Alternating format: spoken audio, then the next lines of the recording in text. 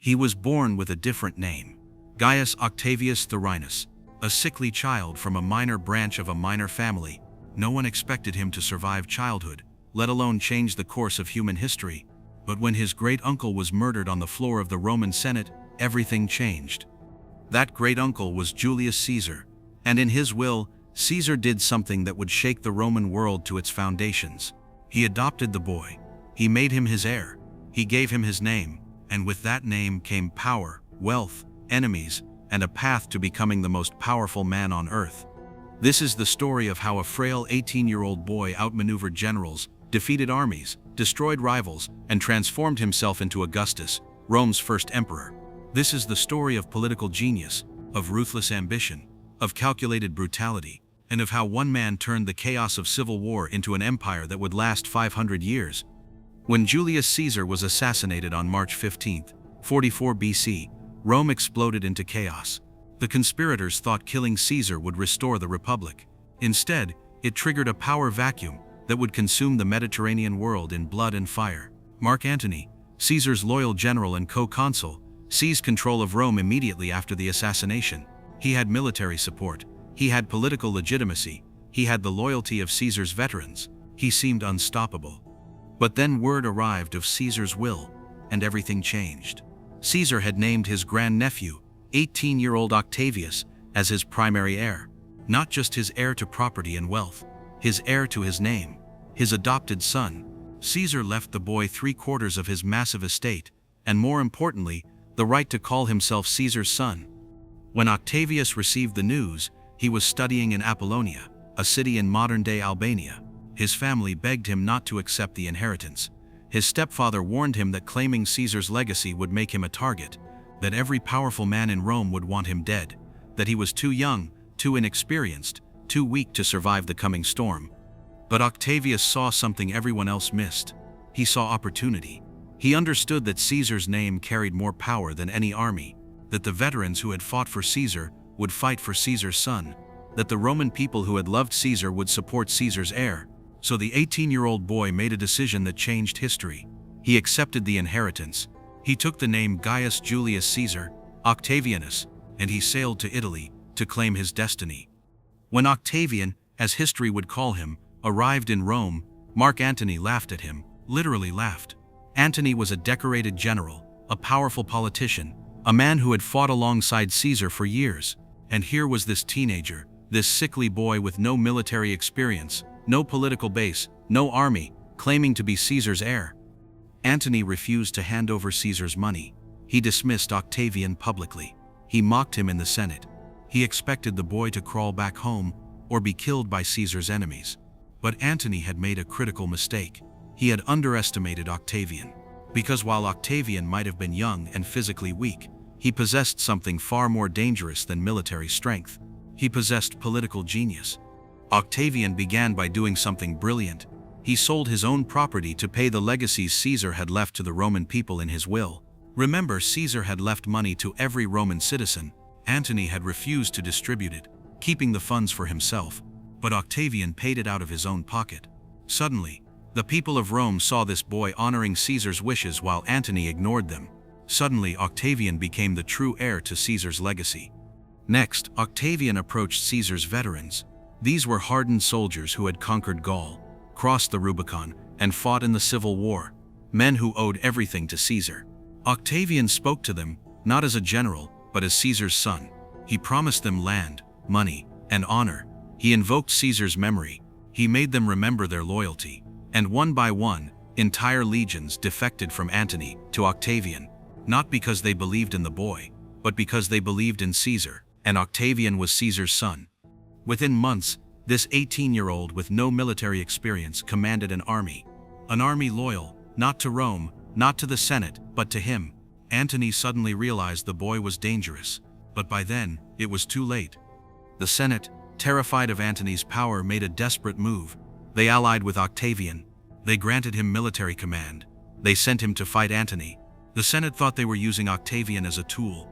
They thought they could control him. They thought once Antony was defeated, they could discard the boy and restore senatorial authority. They were wrong. Octavian defeated Antony in battle at Mutina in 43 BC. But instead of destroying Antony completely, Octavian did something unexpected. He made peace with him, because Octavian had realized something the Senate hadn't. Antony wasn't his real enemy. The Senate was. The same senators who had murdered Caesar. The same aristocrats who wanted to restore their power. The same men who saw Octavian as a temporary tool. So Octavian formed an alliance with the man he had just defeated. He brought in Marcus Lepidus, another of Caesar's generals, and together, the three men formed the Second Triumvirate, a legal dictatorship that gave them absolute power over Rome. The Senate had created a monster, and now that monster turned on them. What followed was one of the darkest chapters in Roman history. The proscriptions. The triumvirate published lists of enemies, senators, equestrians, wealthy citizens, marked for death. Their property would be confiscated, their families destroyed. Anyone could kill them with impunity. Bounties were offered for their heads. It was systematic political murder on a massive scale. Over 300 senators were killed, thousands of equestrians, tens of thousands of Roman citizens. The streets of Rome ran with blood. Heads were displayed in the forum. Families were wiped out. Fortunes were seized. The violence was so extensive that it traumatized an entire generation. Neighbors turned on neighbors. Slaves betrayed masters for freedom. Sons denounced fathers for inheritance. The social fabric of Rome tore apart under the weight of terror and greed. Among the dead was Cicero, Rome's greatest orator, a defender of the Republic, and a man who had foolishly mocked Octavian in the Senate, calling him a boy who owed everything to his name. Antony's soldiers found him trying to escape to Macedonia. They cut off his head and hands, the instruments of his oratory and writing. They brought them to Antony, who gave them to his wife Fulvia. She spat on Cicero's face and stabbed his tongue with hairpins, revenge for all the speeches he had made against her husband. The severed head and hands were nailed to the rostra, in the forum, where Cicero had delivered his greatest speeches. It was a message. This is what happens to those who oppose us. Octavian was 19 years old, and he had just helped orchestrate one of the greatest political purges in history. The boy was learning that power required ruthlessness, that sentiment was weakness, that in the struggle for dominance, mercy was a luxury he couldn't afford. With their enemies dead and their power secure, the triumvirate turned east. Caesar's assassins, Brutus and Cassius, had raised armies in Greece and Macedonia. They claimed to be defenders of the Republic. They promised to restore freedom to Rome. They gathered the support of Eastern kings and recruited over 19 legions to their cause. But Octavian and Antony brought 43 legions against them. At the Battle of Philippi in 42 BC, the armies clashed in what would become one of the largest battles of the Roman civil wars. Octavian, still inexperienced in warfare and suffering from illness, performed poorly. He was sick during the battle, possibly hiding in his tent while the fighting raged. Some sources suggest his camp was overrun, and he barely escaped with his life.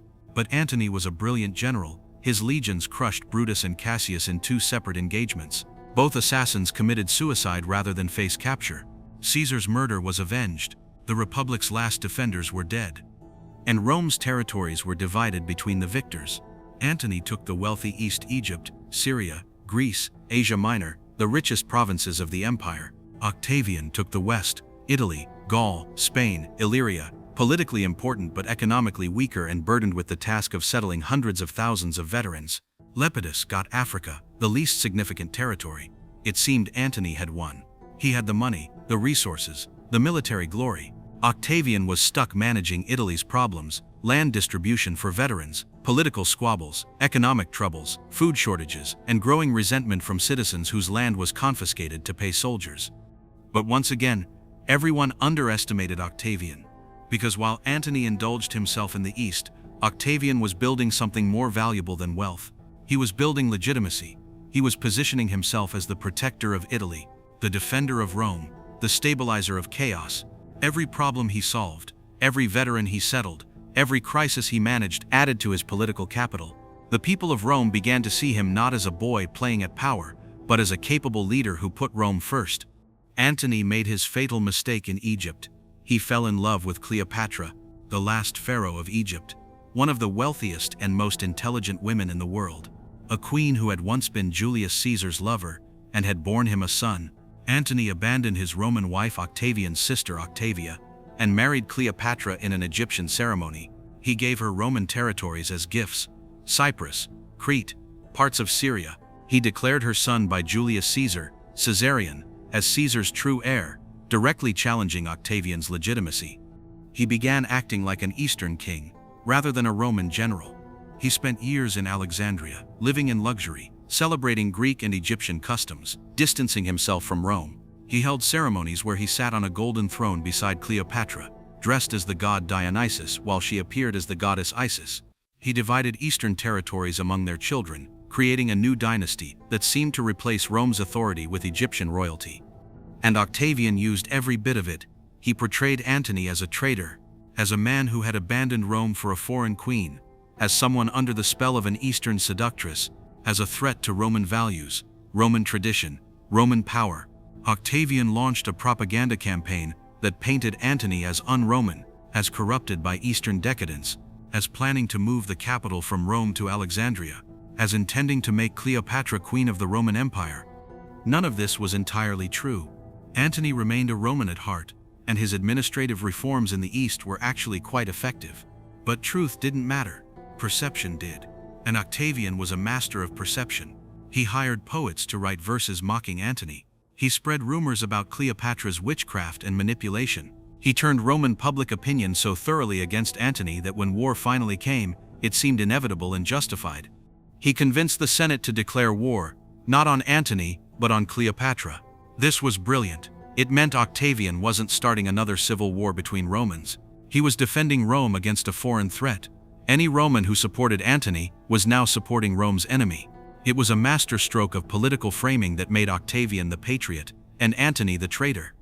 In 31 BC, the two sides met at the Battle of Actium off the coast of Greece. Antony and Cleopatra commanded a fleet of over 200 warships and 19 legions on land. Octavian's fleet, commanded by his brilliant general Marcus Agrippa, numbered similar strength. The battle was close and hard-fought for hours, but at a critical moment, Cleopatra's ships broke formation and fled, possibly believing the battle was lost or following a pre-arranged plan. Antony, seeing her escape, abandoned his fleet and followed her with a handful of ships. His forces, leaderless and confused, surrendered to Octavian. Over the following days, Octavian had won without even fighting personally, letting Agrippa conduct the naval battle while he commanded from shore. It was typical of Octavian's approach: let others take the military risks while he secured the political victory. A year later, Octavian invaded Egypt.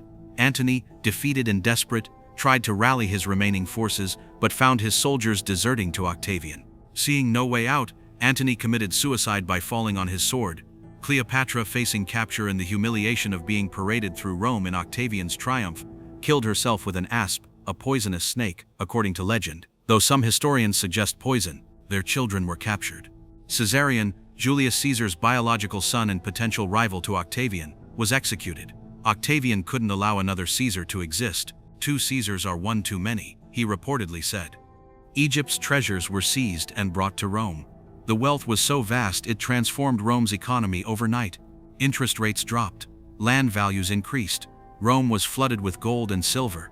And at 32 years old, Octavian stood alone. Every rival was dead. Every enemy defeated. Every competitor eliminated. He was the sole master of the Roman world. But Octavian had learned from Caesar's mistake. Caesar had accumulated too much power too quickly. He had made himself dictator for life. He had accepted honors that made him look like a king, and the Senate had murdered him for it. Octavian would not repeat that error. Instead of seizing power openly, Octavian performed the greatest political theater in history. In 27 BC, he appeared before the Senate. He gave a speech announcing he was restoring the Republic. He was returning all his powers to the Senate and people of Rome. He was retiring from public life. He had saved Rome from civil war, and now Rome could govern itself. The Senate, carefully packed with Octavian's supporters, immediately refused. They begged him to stay. They granted him a new name, Augustus, the revered one, the illustrious one, a title with religious overtones suggesting divine favor. They gave him the title Prince, First Citizen, not dictator, not king, just first among equals. They granted him powers piecemeal: control of the armies, veto over legislation, authority over provinces, the right to make war and peace, all presented as temporary emergency measures to ensure stability. But the result was absolute power. Augustus controlled the military. He controlled foreign policy. He controlled the treasury through his personal fortune and provincial revenues. He appointed governors. He commanded legions. He held every meaningful power in the Roman state. But officially, the Republic still existed. The Senate still met. Consuls were still elected. Traditional offices still functioned. It was a brilliant fiction. Augustus wasn't a king. He was just a concerned citizen helping guide the Republic. He wore simple clothes, not royal purple. He lived modestly, not in a palace. He called himself princeps, not emperor. He walked the streets of Rome with minimal guard. He consulted the Senate on important matters.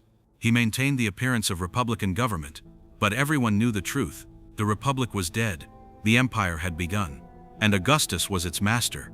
For the next 40 years, Augustus transformed Rome. He ended a century of civil war and brought peace, the Pax Romana. He reformed the army, creating a professional standing force loyal to the emperor with standardized pay, pensions, and terms of service. He established a civil service to administer the empire efficiently.